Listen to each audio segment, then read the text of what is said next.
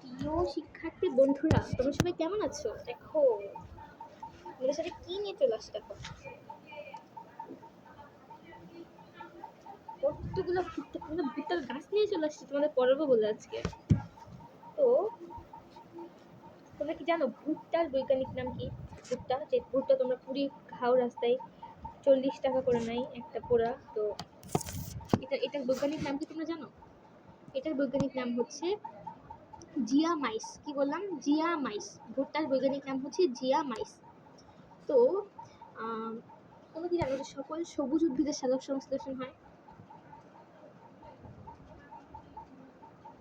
এটা কিন্তু একটা সবুজ উদ্ভিদের জন্য, এই যে দেখো পাতা সবুজ, কিন্তু এটা কিন্তু সালোক সংশ্লেষণের মাধ্যমে কিন্তু খাদ্য উৎপাদন করে। এখন তোমরা আমাকে বলতে পারতো যে কেন আপু সবুজ উদ্ভিদে সালোক সংশ্লেষণ করবে, কেন হচ্ছে হলুদ উদ্ভিদ সালোক সংশ্লেষণ কেন করতে পারবে না সবুজ না হলে? সবুজ হলে সেখানে হচ্ছে ক্লোরোফিল থাকে। সবুজ যে একটা উপাদান সেটা কেন হয় সবুজ, সেটা হচ্ছে ক্লোরোফিলের জন্য সবুজ হয়। এখন সালোক সংশ্লেষণের প্রধান প্রভাবক হচ্ছে ক্লোরোফিল। সালোক সংশ্লেষণ হচ্ছে সূর্যের আলোর উপস্থিতিতে ক্লোরোফিল হচ্ছে প্রভাবক থাকে। প্রভাবক মানে কি? একটা বিক্রিয়া আমরা হওয়ার জন্য কিছু হেল্প দরকার। যেমন তুমি হয়তো একটা ম্যাথ পারতেছো না, এখন তুমি তোমার ক্লাসমেটের থেকে সেটা হেল্প নিয়ে তুমি ম্যাথ করলা। তো এরকম এই যে তোমার ক্লাসমেটের তুমি হেল্পটা নিলা, এই সালোক সংশ্লেষণ হওয়ার জন্য এই ক্লোরোফিল থেকে তার একটা হেল্প নেয়। এই হেল্পটা কি বলে? প্রভাবক। বোঝা গেল? যেন বিক্রিয়া আরো সহজভাবে সংঘটিত হয়, তাড়াতাড়ি হয়, তার জন্য কিছু প্রভাবক ব্যবহার করা হয়। তো যেই বিক্রিয়াতে তাড়াতাড়ি যে বিক্রিয়াগুলো হয়, ধরো কিছু বিক্রিয়া আমি তাড়াতাড়ি ঘটানোর চেষ্টা করতেছি, ধরো সেই বিক্রিয়া তাড়াতাড়ি ঘটানোর জন্য সালোক সংশ্লেষণ যেমন আমরা তাড়াতাড়ি ঘটানোর চেষ্টা করতেছি, তো সেখানে কি আমরা ক্লোরোফিল দিলে সেটা ভালো হয়, তাড়াতাড়ি হয়। তো এগুলোকে বলা হয় প্রভাবক। তো এই ক্লোরোফিল না থাকলে বিক্রিয়াটা একেবারেই সম্ভব না, মানে বিক্রিয়া হয়ই না, মানে গ্লুকোজ উৎপাদন হয়ই না, সালোক সংশ্লেষণই হয় না। তো এই ক্লোরোফিলটা থাকা মাস্ট। তো এই সবুজ উদ্ভিদের মধ্যে থাকে ক্লোরোফিল।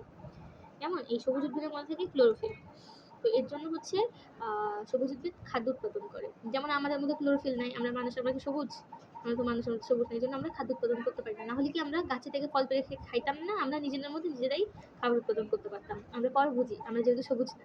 তো এই ভুট্টা হচ্ছে সবুজই, মানে সে হচ্ছে নিজে খাদ্য উৎপাদন করে। তো এই সালোক সংশ্লেষণ যখন হয়, খাদ্য যখন উৎপাদন করে, এর হচ্ছে দুইটা পর্যায়, একটা হচ্ছে আলোক পর্যায়, একটা হচ্ছে আলোক নিরপেক্ষ পর্যায়। এখন আমি তোমাদেরকে থিওরিটা বলছি, আমি তোমাদের কোনো ম্যাথ দেখাচ্ছি না। তো এই আলোক নিরপেক্ষ পর্যায় বা আলোক পর্যায় দুইটি ধাপ আছে, একটা হচ্ছে C3 গতিপথ আর একটা হচ্ছে C4 গতিপথ। এখন সালোক সংশ্লেষণ হবে হচ্ছে C3 গতিপথ এবং C4 গতিপথ, এই দুইটা হচ্ছে গতিপথ রয়েছে। আমি কিভাবে বুঝবো আপু যে কোথায় C3 গতিপথ অবলম্বন হবে, কোথায় C4 গতিপথ অবলম্বন হবে? এখন আমি দেখবো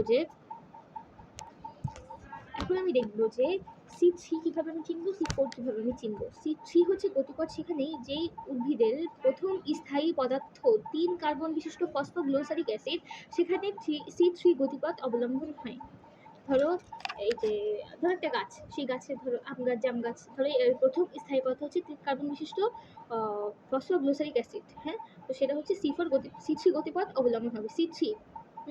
আর C4 কিভাবে? যেই উদ্ভিদের প্রথম স্থায়ী পদার্থ 4 কার্বন বিশিষ্ট অক্সালো অ্যাসিটিক অ্যাসিড, তার হচ্ছে C4 গতিপথ অবলম্বন হবে। যেমন এই যে ভুট্টার কিন্তু এই ভুট্টা গাছের প্রথম স্থায়ী পদার্থ হচ্ছে 4 কার্বন বিশিষ্ট অক্সালো অ্যাসিটিক অ্যাসিড, তার জন্য এখানে C4 গতিপথ অবলম্বন হয়। C3 আর C4 মানে সালোক সংশ্লেষণে কিছু মানে নিয়ম নীতি রয়েছে। মানে ধরো আমরা তো চাইলেই যে কোনো পদ্ধতি আমাদের নিজেদের মন চাইলে বানিয়ে ফেলতে পারলাম না।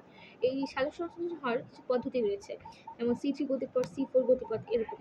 তো যেই উদ্ভিদে যেটা স্যুট করে বা যেটা মানানসই হয়, যে উদ্ভিদে যেই উপাদানটা থাকে সেটার উপর ডিপেন্ড করে যে সেখানে কি পদ্ধতিতে সালোক সংশ্লেষণ হবে। ভুট্টা গাছের প্রথম স্থায়ী পদার্থ 4 কার্বন বিশিষ্ট অক্সালোঅ্যাসিড অ্যাসিড, তাই এখানে হচ্ছে C4 গতিপথ অবলম্বন করে এরা খাদ্য উৎপাদন করে। ধরো আম গাছের মধ্যে তো 4 কার্বন বিশিষ্ট অক্সালোঅ্যাসিটিক অ্যাসিড নাই, তাহলে তারা কিভাবে C4 গতিপথ অবলম্বন করবে? তাই না? এরকম হচ্ছে জিনিসটা, যে আমরা চাইলেই যে কোনো কিছু বানাতে পারবো না। আমাদের পরিবেশে যেটা হয়, পদার্থবিজ্ঞান, রসায়ন, জীববিজ্ঞান, তো তোমরা অনেকে অনেক প্রশ্ন করতে পারবে, কিন্তু সেই প্রশ্নে কিন্তু তোমার সঠিক ব্যাখ্যাটা পাবে না। যেমন রসায়নের ক্ষেত্রে আমরা অনেক ক্ষেত্রে অনেক ধরনের ব্যাখ্যা পেয়ে থাকি। যেমন পানি কেন হচ্ছে পানি কেন H+ আর OH- এই দুইটাতে ডিভাইড হয়, এটা কিন্তু কোনো ব্যাখ্যা নাই। পানি কিন্তু সেই H+ আর OH- এই কনভার্ট হবে। এখন তুমি যদি বলো যে কেন হয়, আসলে আমরা রসায়ন, বায়োলজি মানে রসায়ন, জীববিজ্ঞান বা পদার্থবিজ্ঞান আমরা এমন সব ব্যাখ্যা দিই যেটা পরিবেশে ঘটে। আমরা মন গড়া কোনো ব্যাখ্যা দিতে পারি না। অনেক ক্ষেত্রে দেখবা তোমরা অনেক থিওরি দিয়ে অনেক কিছু মিলতেছে না। তো তখন তোমরা বলতে পারবে না যে এটা কেন হয়? এটা হয় বিধায় আমরা এটা পড়তেছি। আমরা এটা পড়তেছি বিধায় এটা হয় না।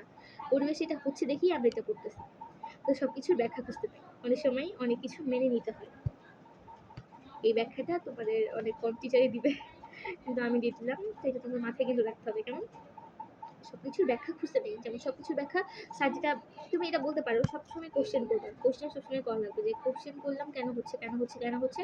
তখন টিচার যদি বলে এটা প্রকৃতির নিয়ম, এটা ন্যাচারালি ঘটে দেখে আমরা করতেছি, তাহলে সেটা মেনে নিলাম। কেমন?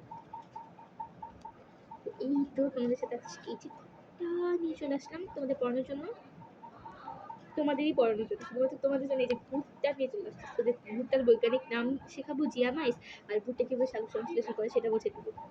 আশা করি এই ভূতটা কিভাবে শ্বাস-প্রশ্বাস করে এই নিয়ে, ঠিক আছে, তোমরা একটা পার্ট নিতে পারবে যে এই বান্ধবী তোরা তোরা কি জানিস যে ভূতটা কিভাবে শ্বাস-প্রশ্বাস করে? আমি কিন্তু জানি। এটা কিন্তু একটা পার্ট নেওয়ার মতো বিষয়। কিছু কিছু বিষয় আছে, কিছু কিছু বিষয় আছে যে যেগুলো জানা এটা আসলে গর্বের বিষয়, যেগুলো জানা আসলে একটা ভাবনার মতো বিষয়, যে ভাব নেওয়া যায়। আমি এটা জানি, আমি এটা নিয়ে ভাব নিতে পারবো। ধরো ডিএনএ আরএনএ, এটা এমন একটি টপিক যেটা জানলে তুমি ভাব নিতে পারবে, বলতে পারবে এই আমি তো পারি, আমি তো পারি, গলা ধরে বলতে পারবে আমি তো পারি। তোরা কি এটা জানিস? তোরা কি এরকম জানিস? বলতো যে একজন বর্ণাঢ্য পুরুষের সাথে একজন সাধারণ নারীর বিয়ে হলে কত পার্সেন্ট হচ্ছে বর্ণাঢ্য হবে? বা ধরো একটা লম্বা, ধরো তুমি কোনো তো বিয়ে খাইতে গেলা, এখন বিয়ে খাইতে গেলা, এখন তুমি ধরো একটা লম্বা দেখলা যে জামাই লম্বা বউ খাটো, এখন তুমি কিন্তু বলে দিতে পারবে যে বাচ্চা কাচ্চার মধ্যে লম্বা হবে নাকি খাটো হবে, একদম লিখিতভাবে বলে দিতে পারবে। ধরো বিয়ের দিন তুমি যে বলে দিয়ে আসলা যে এই যে আপনাদের বাচ্চা কাচ্চা কিন্তু লম্বা বা খাটো হবে, আপনাদের বাচ্চা কিন্তু কালো বা ধলা হবে, এটা কিন্তু তুমি বলতে পারবে। এটা কিন্তু একটা পার্টনার মতো বিষয়। তেমনি এই ভূতটার এই যে বিষয়টা, এটা কিন্তু একটা পার্টনার মতো বিষয়।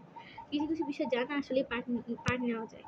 তো এই যে তোমাদের এই কত পার্সেন্ট মানে কেমন হবে বাচ্চা কাচ্চা, এটা তোমাদের আমি নেক্সট ক্লাসে শিখাই দেবো যে কিভাবে তুমি এটা আইডেন্টিফাই করবা ডিএনএ আরএনএ মাধ্যমে।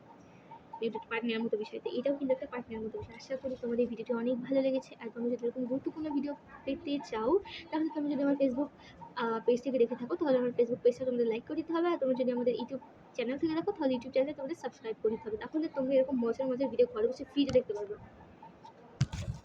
আর আমাকে নিশ্চিন্ত মনে কোশ্চেন করতে পারবে। ওকে, বাই বাই।